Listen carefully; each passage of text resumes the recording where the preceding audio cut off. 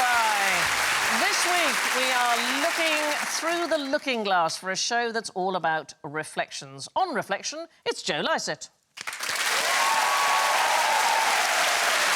Reflecting on what she's done, Lisa Tarbuck.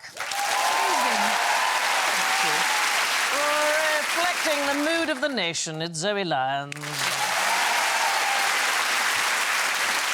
And next year's Wreath Lecturer, Reflecturer. OK, Alan Davis!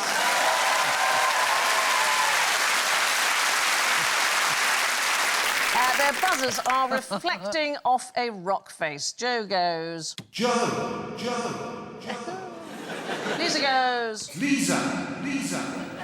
Zoe goes... Zoe. And Alan goes... Alan, what? As you can see, we have made this episode a mirror image of what you usually see, which is to say that, Alan, we have put you on the opposite side to usual. I know. How many years in the other chair? 18. Does it feel weird? It does feel weird, Yeah. yeah. You look a little bit different from this side. Is that a good thing? Or... Yeah. OK. Oh, yeah, no, it's not like, oh, my God. Yeah. Right, here is a question. Why do mirrors flip you side to side and not upside down? That's very good, yes. Yes, why is it? Two eyes. It must be because your eyes are level.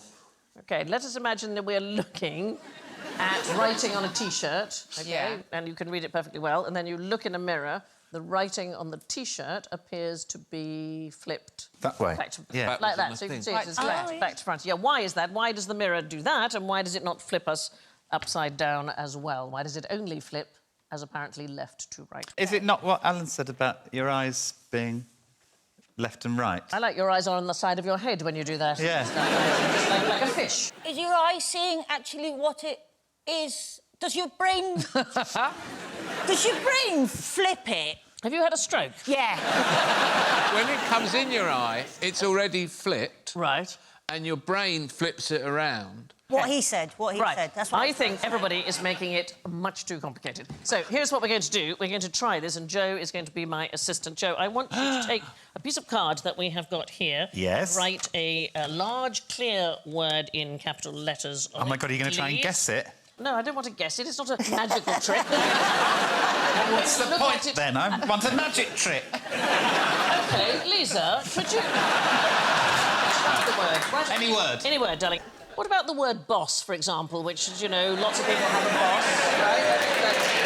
Yes. Nicely done, madam. OK. Slippy. Looks like we're off to court. Right, and can you write the same word on this piece of glass? OK, so I am going to go over here and stand in front of the camera and the glass, and you can see, hopefully... Are the audience able to see this? Can you see it on the monitors, everybody?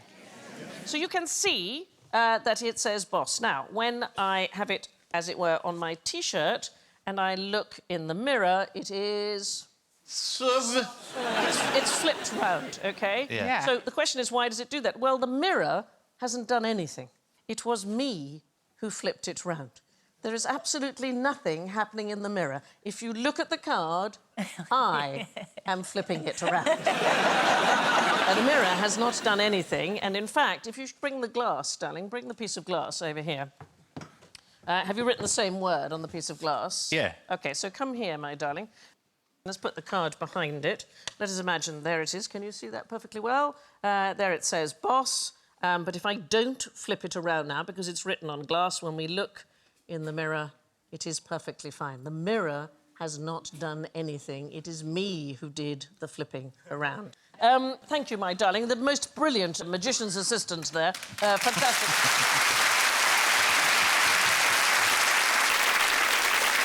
So try and imagine if you were a fish and you had your eyes on either side of your head and the fish... Have we got a picture of a fish swimming? There we go.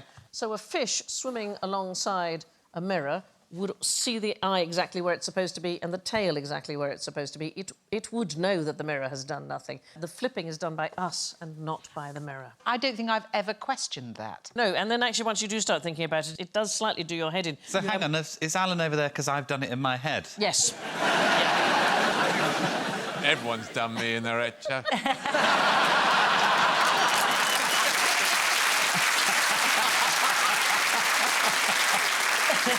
Do you know what? I haven't, but I am now.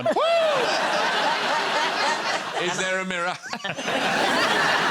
There is another thing that curious about mirrors. If you've got, you should each have a mirror there. If you and you could try this when you have a mirror at home. Hold it quite close to your face, OK? Look at one or other of your eyes in the reflection. Just choose one. If you then transfer your gaze to the other eye, you will not see your eyes move, although somebody watching would see the movement quite clearly. Oh, that's so weird. That is quite strange, isn't it? It bulged forward as well. What, your eye? No, the whole part of that part of my face. I think that's a medical condition that... so, I mean, try it. It's a curious thing.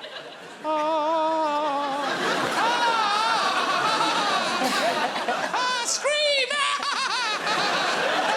Do you know what? I've suddenly realised this is my 5th year hosting and I expect all trouble to come from my right, and today it's from my left. It's a very strange thing. Here's a question for you. If I made a box with a mirrored... Be much taller.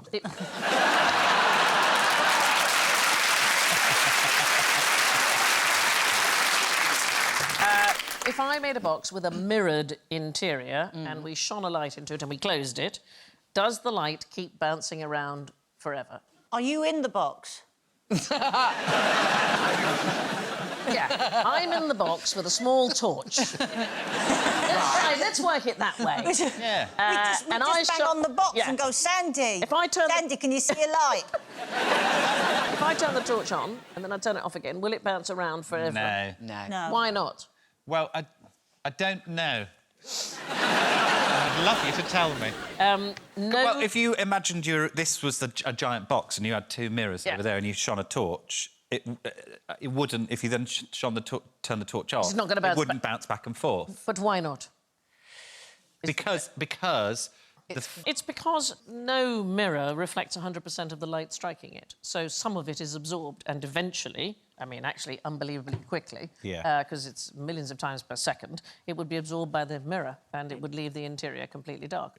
It's a miracle that we can work out what's going on in a reflection at all. What can this fish do that a baby can't? Stay underwater? Yeah, swim underwater is absolutely true, yes. There used to be a myth that babies could do that, but that is not believed. No, I learnt that out the hard way. Yeah. 3 nieces was too many anyway. Yeah. No, fair enough. Yeah. Anybody know what kind of fish this is? Stripy. Stripy fish? Cleaner fish. It's a cleaner fish, yes, it is.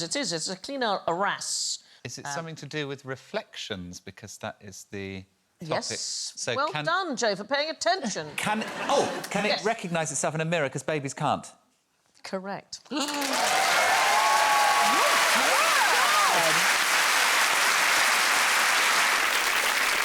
It's one of the very few animals, in fact, it's the very first fish to pass what's called the mirror test to recognise its reflection of itself. How do you test that? Well, so what you do is you mark the animal in a place where it can only see the mark in a mirror. So, for example, the forehead would be a good place, and then see whether or not it observes it and whether or not it tries to scratch it to remove it. We'll have a job, though, Sandy, won't it? Trying to scratch that off with no hands, right?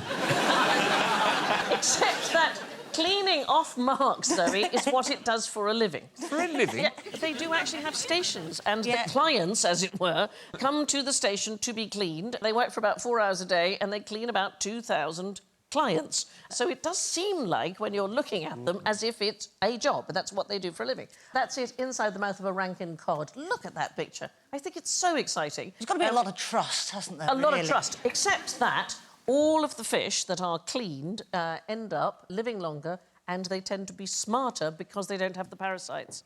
I mean, there is a sort of a caveat with this. It's possible that what the wrasse is actually doing is signalling to the other wrasse in the mirror, if you see what I mean, that it ought to clean itself. It actually doesn't see that it's itself. It's going to the other wrasse. You've got a little something. You've got a little something here, so it may not be aware that it's a mirror image of itself. When do babies start to recognise? About the age of 2. Right. I really think it'd be sooner than that. My daughter, she knew the way to the city farm when she was 1.5. Was she trying to get away? She was. There's actually very few species that pass the test. Great apes mostly do, but not gorillas. And what I love is that animals do exactly what humans do when they discover a mirror for the very first time. First of all, an animal would look behind it to see if there's an animal behind it, and then they'll do funny movements, like we do in the fun fair, to see what it is. And then they will indulge in the same behaviour as an office worker left alone with a photocopier. They'll see parts of their body they've not been able to look at before. I know, yeah. It's a miracle we don't have more mirrored seating, really, isn't it? No, I don't think it is, really. Some people would like a mirrored chair. That would...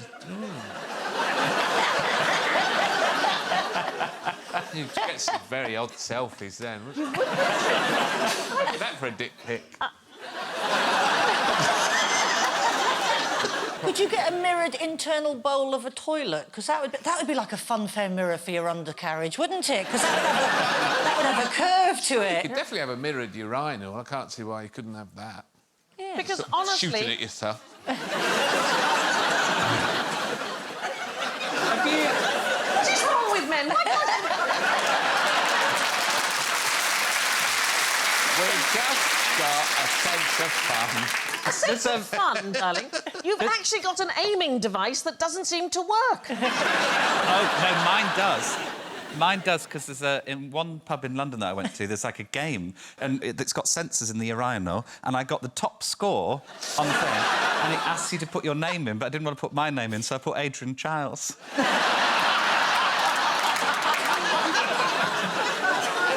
There's a pub in central London where Adrian Chiles has got a real reputation. Most animals either ignore their mirror image or they perceive it to be another animal. Sometimes they attack. This is really common in garden birds. Have you ever seen that, when a garden bird has a go at a window? There are reports of robins attacking as many as 15 windows in the same house, because if you close the curtains and try and stop the reflection, it will think that the enemy is simply hiding and go and look for another window. I mean... And another use of mirrors, which depends on animals not recognising their reflections, is flamingos. So, I don't know if you've ever seen this in the zoo, you sometimes see there's a mirror in the flamingo enclosure. That is because they will not breed until the colony has achieved a certain minimum size, and so they trick smaller groups into breeding by thinking, wow, there's loads of us, let's breed. That's sort of the flamingo equivalent of a sort of mirrored ceiling in It a is, brothel. yeah. It's a turn-on. Yeah. I'm loving this. I've never given mirrors much thought, Have you really. not? Well, not like this, no. I know, it's Oh, I'm interesting, loving isn't it? Yeah, it's good. Recognising yourself in a mirror is a sign of exceptional intelligence, so well done to all our panel for getting through makeup tonight. Right, now, I'm going to make you write like Leonardo da Vinci. How do you think I am going to do that? Did he write reflectively? He wrote what's called mirror writing. So we are going to see if we can do this without thinking about it. Underneath the table, you will feel a piece of paper, and you should have a pen. Take the pen, Yeah. and I want you to write your names on the piece of paper as it is under the desk. So write your first name on the piece of paper. This looks so weird. Have all of you got... OK, so, done. OK, let's take them out and have a look. Let's start with Zoe. Let's have a look at yours. Oh, that's pretty good for me. OK. OK, but what is the thing about it that's interesting is it's back to front. Some of it is. Well, it's... But some of it isn't. The O's not. Yeah. The O is exactly... Well, how about you, Alan? Same for you? Oh, wow. Are you left-handed, Alan? Nope. That is... I'm just a fucking genius. What have you done? Oh, yes. I've done mirror. You've done mirror writing. Yeah. And what about you, Joe? Wow, the boys... I am left-handed, though. You are left-handed. Does that affect it? Yes, I think it does. The brain is wired slightly differently. Better? It's an unusual demand, so it confuses our brain, so it's not unusual to do it as mirror writing. It's common in children who are learning to write. I've gone half and half, then. What does that... Because that one's back to front, but that one's the right way around. You're right to be disappointed. That's shit. It is a bit... 3 letters. Which is... One of them's the same either way. So what's all this got to do with Leonardo da Vinci? Well, he wrote his personal notes in mirror writing, and nobody really knows why. Possibly for privacy. That is a possible thing. Maybe just to amuse himself. But he was left-handed. And my son is left-handed, and I asked him, and he said it's possible. He was just more comfortable. When the pen goes away from the body, as it does for a right-handed person when you're writing, It just feels better. Well, So- no, also, I found when I was at school, particularly when you're using a fountain pen, that you smudge it as you go Yeah. over it. Yeah. So that's... He was smart, wasn't he, Leonardo? Yeah, well, I think we haven't given him enough credit. we have a generally poor memory for the configuration of objects. So we're going to do a couple of quick tests to demonstrate. So the audience, let's start with you. You've all seen the Statue of Liberty, I am sure. You've seen a picture of it 1,000 times. I want you to vote whether the statue holds the torch in the right or the left hand. Oh, God. So hands up for right and hands up for left. Well, I think left pretty much had the edge there, and the answer is it's in the right hand. OK, let's try the panel. So we see fonts all the time now, that's the thing. Which of the 4 lowercase g's written on the screen is correct? Number 1. 3. 1, 3, any more? 1 and 2. 1 and 2. 2. Well, let's have the audience vote for number 1. Hardly anybody. Number 2. Quite a lot. Number 3. Even more. Number 4. Oh, 2. Well, so none of us can really remember. The answer is number 2. Number 2 is the correct way, yeah. But these are things we see all the time, and we have an inability to correctly recall the configuration of things. Where do we routinely see mirror writing? We see it almost every day if you're driving. Ambulances. Yeah, fire engines and ambulances, it's written so that you can read it in the rearview mirror. Can I just show you this? I love this. In 2015, the city of Nanjing, they actually made fire engines that were, if you like, mirror images of themselves. Don't you love these? They're like push-me-pull-yous. Yeah. So they have tunnels, they have very crowded, narrow streets and so on. They didn't have the space to turn around, so they just made it you could drive it from both ends. That's genius. I think it's fantastic. I want that as a car. Yeah. They also have really tiny little ones. And again, it's for very, very small streets. Just one fireman turns up. Tiny little fire engine. Water pistol. I know, yeah. I got this, yeah. With 3 blokes who want to wee. Yeah. Adrian Chiles is coming in.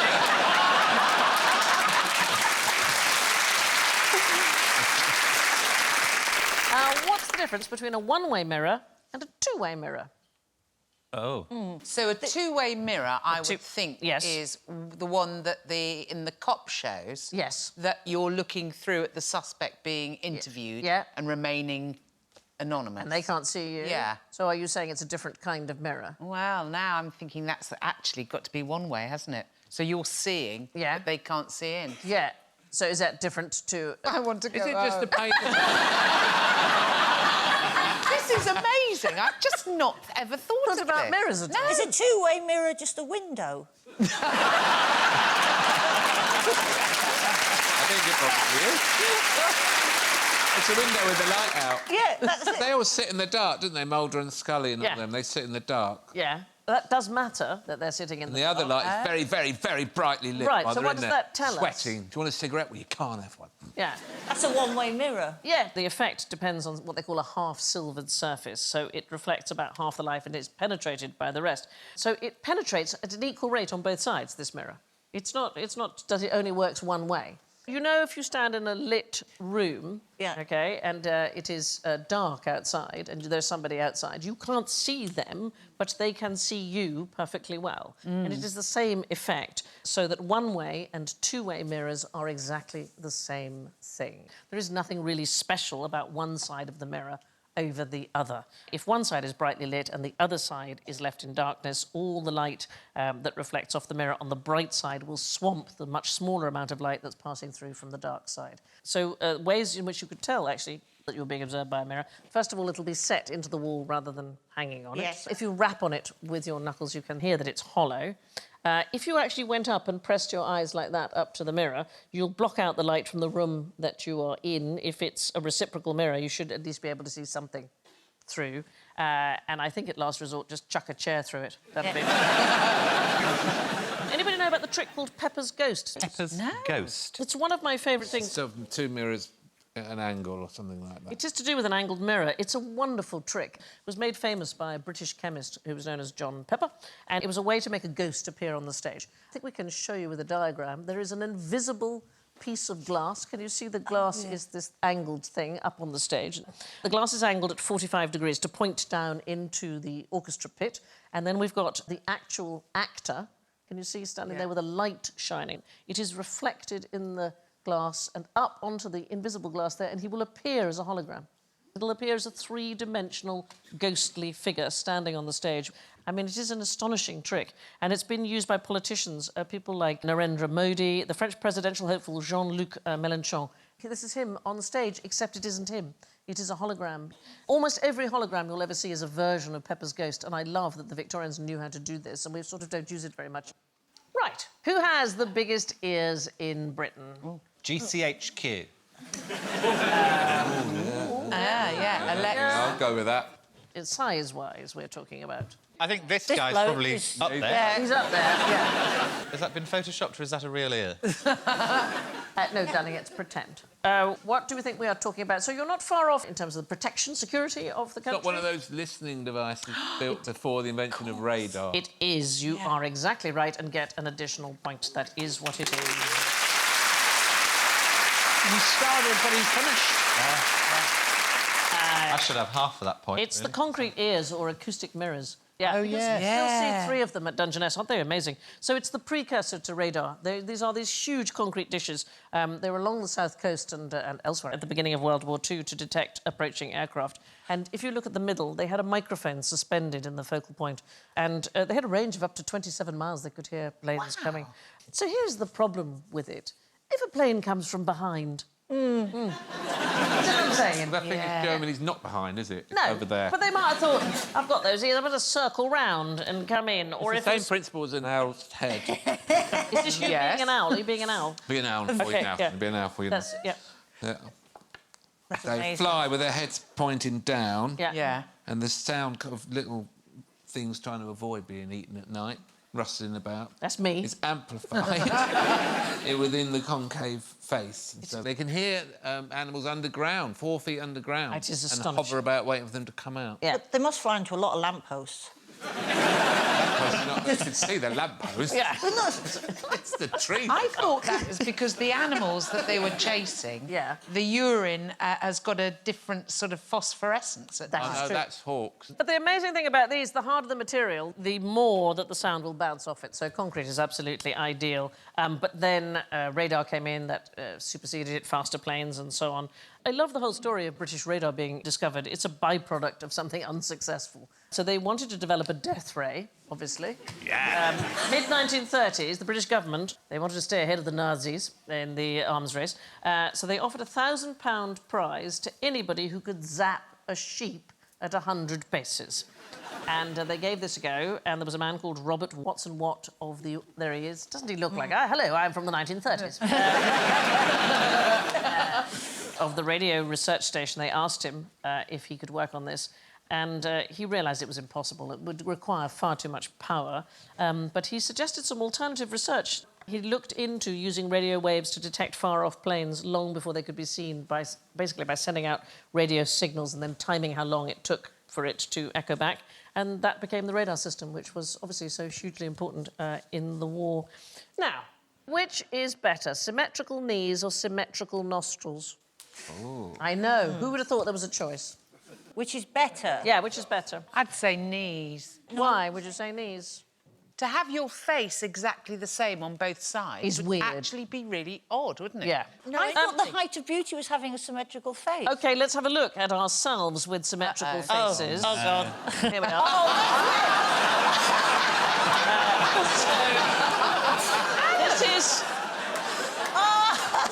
This is the left side of your faces replicated. It's had more impact on your head, isn't it? I look terrified. I look like a chipmunk. So that's our left sides. Let's have a look at our right sides and see if we think that's any better. Oh! Christ, you're straight out of Star Trek. I come in peace. That is the weirdest thing. Alan, you don't look like yourself at all. Oh, look at Alan. I feel really sad for him there. I don't know why. They say that part of the attraction of a person is the symmetry of their face, but I'm not sure. No. I'm not sure that is entirely true. Let's go back to knees and nostrils. So the answer is it depends what you want to do. So knees for a sprinter and nostrils for a distance runner. There's a man called Robert Trivers and lots of his colleagues, and they looked into Jamaican athletes in particular, and they found that symmetrical knees and ankles characterise sprinters, and symmetrical nostrils do the same for distance runners. Why might that be? Well, a sprinter, you are up and down and forward, aren't you? Yeah. It's an efficiency of How movement. are you sprinting? Like that. Like that. Like a train. This is why I didn't make Team GB. But you are a runner. Yeah, I am a runner, but a plodder. Symmetry is inherently efficient, so that's very useful for sprinting, and breathing much more important the longer distance that you run, so you're going to need better nostrils. Symmetry of feet, apparently, doesn't seem to matter to runners at all. Longer distance runners tend to have relatively asymmetric feet, actually. I couldn't work out whether that's because they go around on the track all the time.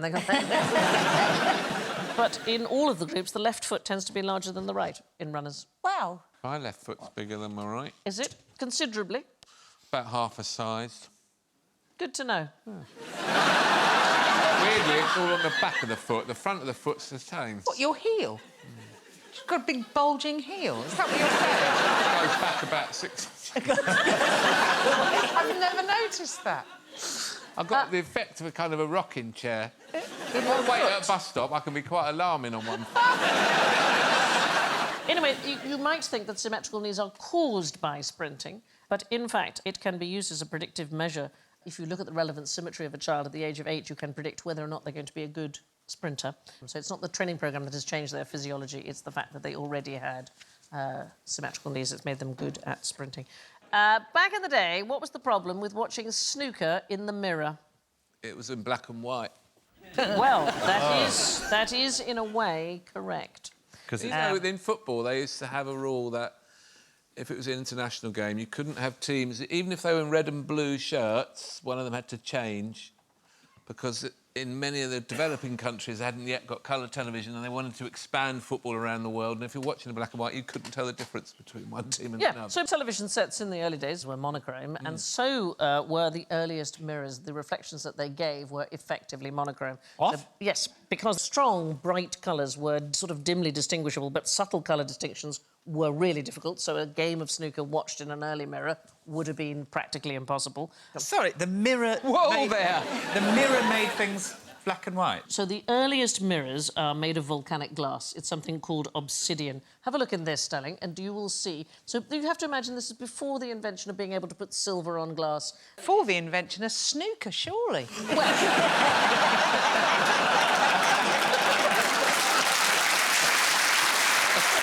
I'm trying to explain that the way snooker was viewed on television... On obsidian. ...would have been a bit like looking in an early mirror. OK. Here you are. This is a piece of volcanic glass. It's naturally occurring, and that's a piece of obsidian glass up there. And you can see some bright colours, you can see some shapes dimly, but you are not able to distinguish subtlety of colour in any way. That's the sort of mirror I want in my house. That's what you look at before you go out and go, I look cracking. I look like a shadow. Yeah. So this is the sort of early stuff, and it's made when... lovely, isn't it? It's beautiful, isn't it? John Dee, who was the astrologer to Elizabeth I, and his assistant, Edward Keeley, used to use one for scrying. This, in fact, is his piece of glass that he used for scrying. Does anybody know what scrying is? When you look at it and you're telling the future, so you'd scry with a crystal ball, Exactly or you'd right. scry with a goblet with some water in it. It's a or form of something like that. divination. They called it a showstone. And today you can do it in the glass of a smartphone. There was a fashion for viewing landscapes in something called a clawed glass in the late 18th century, so this is a rather beautiful thing. And the idea was that views, when you looked in it, seemed softer with the colours less pronounced. And the idea was to try and recreate a style of painting by artists like Claude Lorraine. That's why it's called a clawed glass. And it reduces and simplifies colour. So rather than look at views directly, people used to use them. They'd turn their back on the view and they would admire it through the mirror, and it would look more... So it's like this slightly mistier kind of quality. Members of the audience might try this. If you can face away, and if you have a smartphone, look in the screen of the smartphone. And tell us the football score. It would be the same effect as looking in a clawed glass. And what you get is you get a sort of a subtler image. You don't get all the bright colours. I just took a selfie of all of you taking a selfie. You all look ridiculous. Did it work? It is an extraordinary thing. I think it's just the prototype for the contact lens. So here's a picture of a church, just normal, and then we look at it through the clawed glass, and the idea is that it just gives you a sort of a softer, gentler thing. What a noise from the audience. I know. Isn't it? Why can I see Joe in it there? Is there something else that is reflected of? Oh, no, it's Zoe. Oh, it's You Zoe. will have...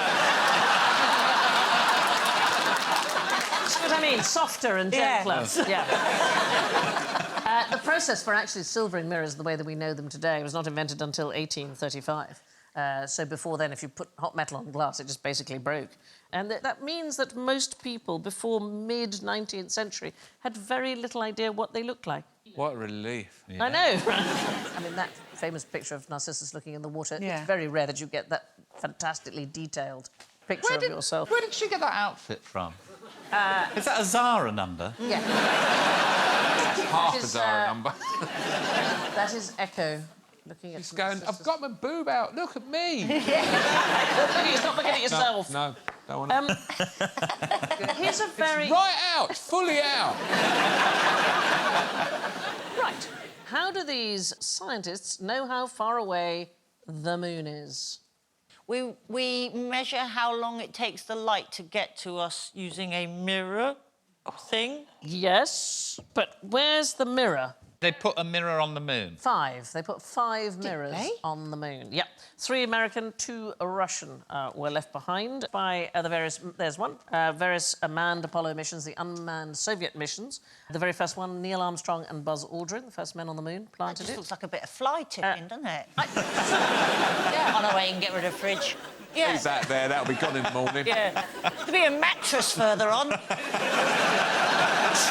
Looks like somebody's left a Ziploc bag, doesn't it? If Armstrong's wife was anything like my wife is, he probably had to keep his passport in that when he went to the moon. Why'd you keep it in a bag?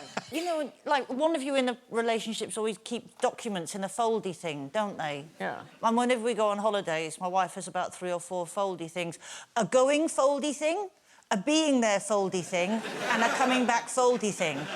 And what he's done is he's got rid of his going there foldy thing. I tell you what there are. There are lots of bags of poo on the moon. Are there? Yes. Hung up in trees. Yes. When you say lots of, what are we talking? 1 a day from takeoff, and let's be honest, takeoff might necessitate at least 4. Yeah, it's a big bag. I think I'd struggle to get it into a bag. There are 96 bags of human waste.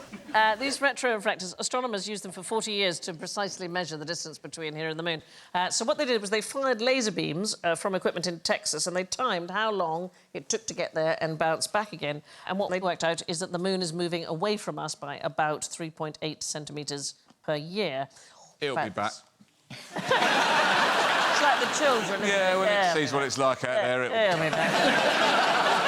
more alarming if it was coming towards us 3.8 centimetres. Yeah, that would be Eventually, they'd be there, wouldn't it?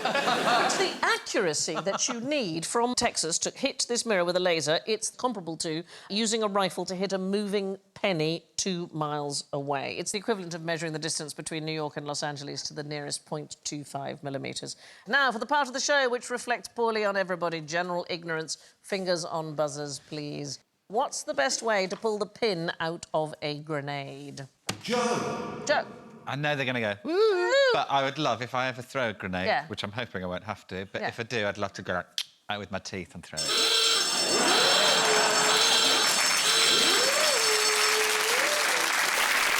OK, so the classic design is that you hold the lever like that, you pull the pin out, and that is going to release the lever, and then you chuck it, it springs open, it triggers a time fuse, and boom. If you pull it out with your teeth, which they do in the movies, don't they? Yeah. Because they're busy firing a gun with the other hands. They're busy. Yeah. God, I'm so busy firing this gun. I know. You'd be terrible in the army, wouldn't you? No, not now, I'm busy. You've got such a lot on. I know. Bang, bang, Bang, bang. Oh, loud. The pin is bent so that you can't pull it out accidentally. So it isn't straight. The amount of force that you would need, which is Just between... hang on, will you? Yeah. It's between 3 and 5 kilograms, at least, the amount of force could very well break your teeth. Yeah. So it is a complete misconception that you could at any time do this. Adrian Chiles. If a grenade is thrown at you, what should you do? Should you try and throw it back? Yeah. Why? Because it'll blow up over there.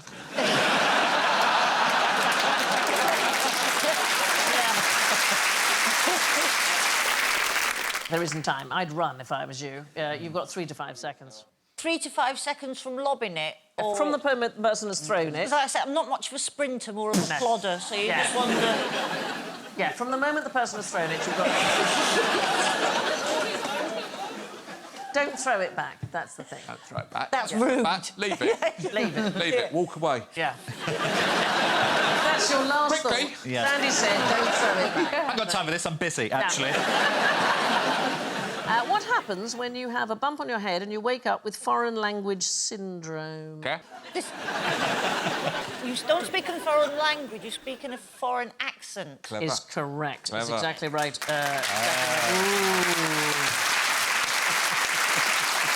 You could just feel the trap door opening and closing.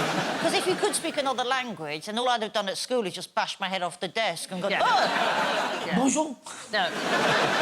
Ça va? Oui, ça va bien. Merci. No, it's just you to speak in the accent. Why do you do that face? I don't know.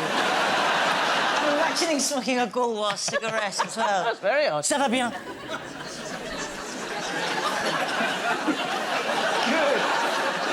Merci beaucoup.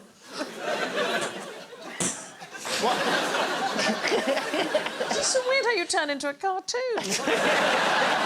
You're absolutely right. They simply have an impairment, a speech impairment. And the notion that they speak a foreign language, it's in the ear of the listener rather than in the mouth of the speaker. Sufferers have included George Michael. I don't know if you remember this. In 2012, he had pneumonia and he was briefly in a coma and he woke up with what sounded You've got to like... have a faith. You've got to rock your body. No, he had a West Country. Oh. He had a West Country. You've got to have faith. A faith, you got a faith, Oh, he had a careless whisper, he did. Yeah.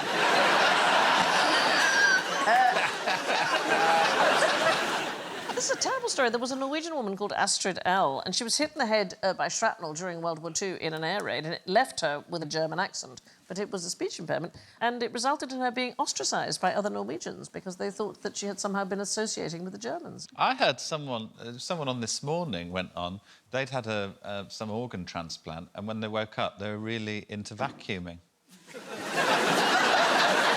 Well, so this is not as weird as it sounds. The answer may be that some memory exists in cells where we didn't know they resided before. Wow. That you would pass on vacuuming is really annoying. There are exceptional stories of people having a head trauma and somehow acquiring some kind of skill, and that is weird. Derek Amate was a man who hit his head in a swimming pool. He was aged 40, and after that, he was a brilliant pianist, despite having never played before. That's quite good luck, isn't it? Isn't it? Yeah, you I have to know. hit it right on the right Exactly spot. the right place. So he can't read music or imitate tunes, but the music he improvises is completely extraordinary and nobody knows why.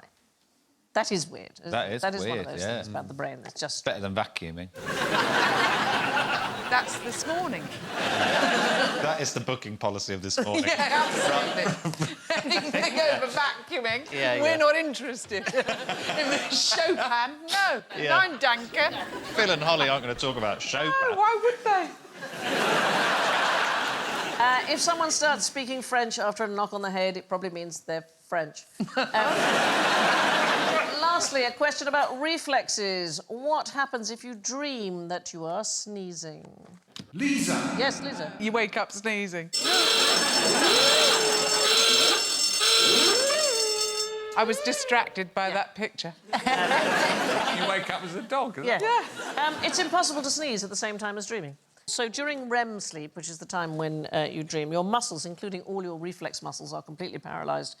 It's quite unlikely, in fact, that you'll sneeze even in non-REM phases because the nerve cells in the brain, which trigger a sneeze are normally suppressed. If you did sneeze while you were asleep, it would wake you up. I used to suffer from sleep paralysis, where your body is paralysed, but you're awake, but you can't actually move. How long did that... How long It happened? could last for... 1982 to Yeah. 1985.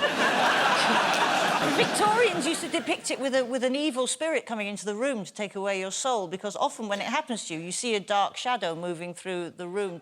It's a really horrible thing. It's like being trapped in sleep, but you are awake. And then we moved flat and it never happened again. It was really weird. But the new owners... Yeah. Weird. Is it like a part of, like, night terrors? Because Similar. My friend got all sorts of visions. He had horrible night terrors. My favourite... He got one of those apps on his phone so he could record what noises he made in the night. And he had night terror that the room was full of bees. And he listened to the recording the next morning, and it's just him going, "Fuck all bees!"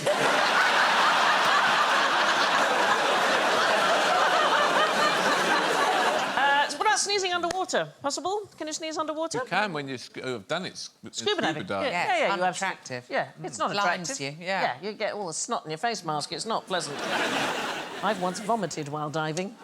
Yeah, it wasn't pleasant. Well, I discovered last year what it is to be hit by food poisoning at 18 metres underwater. Wow. Yeah. Was it both ends? No, it wasn't. That's it was good. very, very dramatically from one end. Yeah. But I managed to get back to shore, but just not out of my wetsuit. So, I am going to imagine you went back and had a bath. Yeah, I had to burn the island we were on. If you were in the bath and you fell asleep, could you drown? Oh, I worry about this. I have a lot of baths. I'm hoping the answer's no, but... Your reflexes would wake you up. In fact, they do experiments into sleep deprivation, and they use cats, and the technique is they put them on a small support floating in water, and if they fall asleep, they fall into the water, and then they immediately wake up. Are all these the same people as are putting mirrors on the moon Yeah. and then discovering... Yeah. I It's mean, you'd two think they've blokes. got something good and sensible, like sorting out traffic lights or Yeah. something. That brings us to the grim matter of the scores, which naturally are in reverse order. In last place, he should take a long, hard look at himself. With minus 13, it's Alan. In third place with minus 7, it's Lisa. Thank you very much. In second place with minus 3, it's Joe. Oh, so close, so close. In first place, it's an absolute miracle. I mean, it's astonishing. With 8 points, 8 actual points, it's Zoe.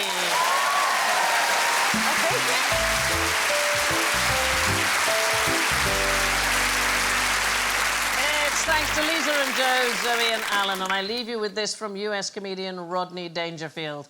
I went to see my doctor. Doctor, every morning when I get up and look in the mirror, I feel like throwing up. What's wrong with me? He said. I don't know, said the doctor, but your eyesight is perfect. Thank you and good night.